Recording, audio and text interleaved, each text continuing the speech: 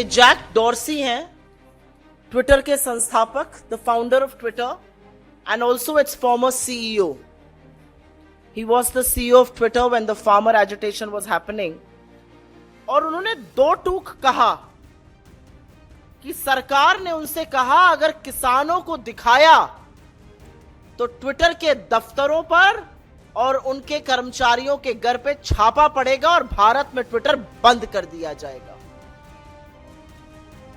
लेकिन सच की भी एक खासियत होती है, और सच की खासियत यह है कि जितनी शिद्दत से उसको दबाया जाता है उतनी तेजी से वो बाहर आता है.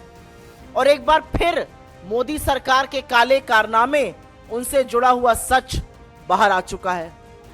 आज का जो टॉपिक है इस प्रेस कॉन्फ्रेंस का, वो मदर ऑफ डेमोक्रेसी में मर्डर ऑफ डेमोक्रेसी लगातार कैसे किया जा रहा है, उसी को उजागर करने का, उसी सच को बताने का है.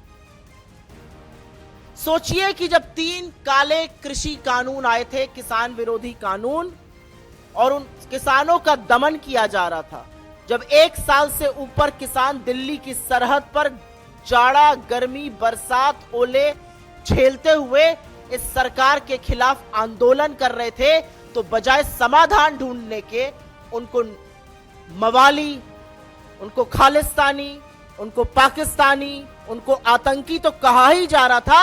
साथ में ट्विटर जैसे प्लेटफॉर्म्स को यह भी बोला जा रहा था कि अगर उनको दिखाया तो आपका भारत में बोरिया बिस्तर हम बंद कर देंगे और आप पर छापे मारे जाएंगे.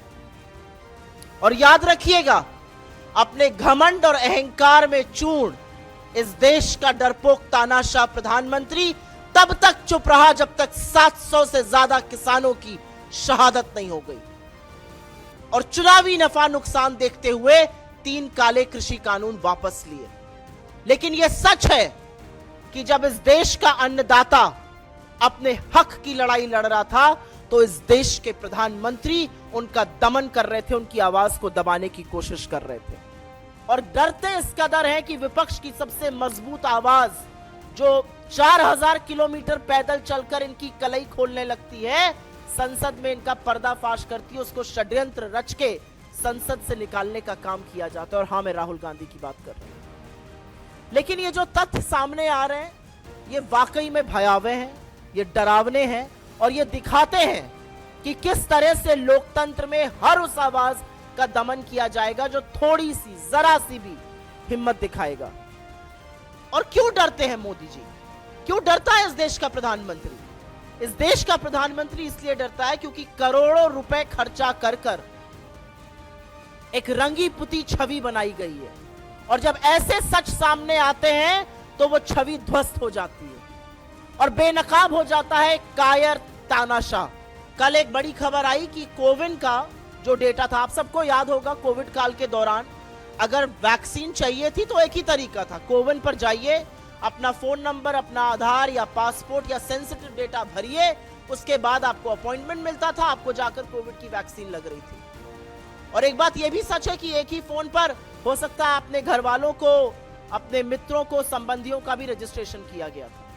पता चलता है कि यह डेटा सरेआम लीक हो रहा है.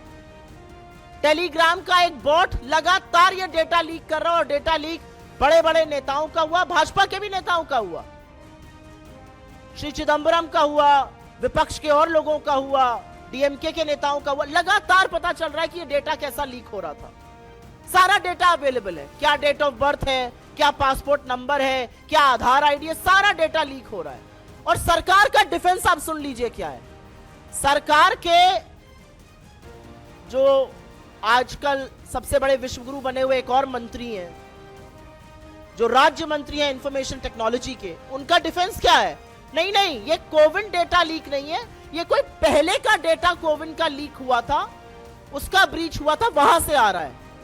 तो हमारे कुछ सवाल हैं इस पर.